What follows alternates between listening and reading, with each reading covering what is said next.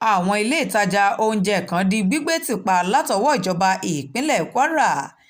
Ìjọba ìpínlẹ̀ Kwara ti gbé àwọn ilé ìtajà oúnjẹ kan tì pa látàrí bí wọ́n ṣe kùnà láti pa òfin ìmọ́tótó àyíká mọ́.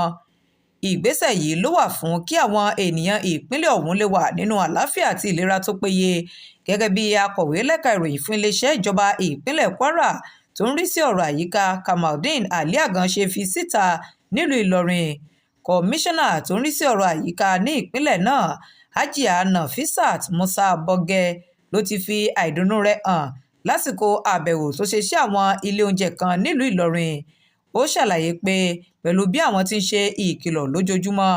àwọn ilé ìtajà oúnjẹ kan sì kọ̀ jálẹ̀ láti tẹ̀lé òfin àyíká àti ìmọ́tótó. Ó fi kún pé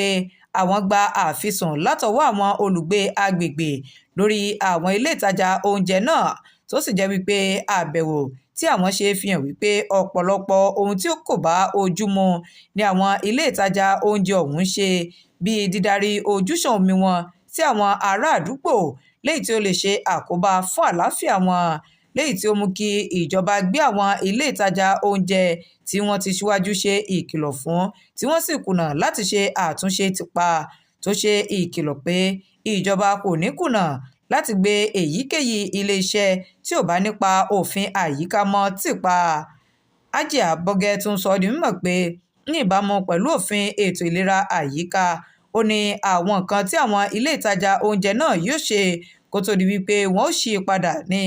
bíi ṣíṣe ìtọ́jú ojúṣàn omi wọn dáadáa, pípèsè goro ìdálẹ́sí eléyìí tó ní ọmọdérí lórí, ṣíṣe àgbékalẹ̀ ìwé-ẹ̀rí àyẹ̀wò ìlera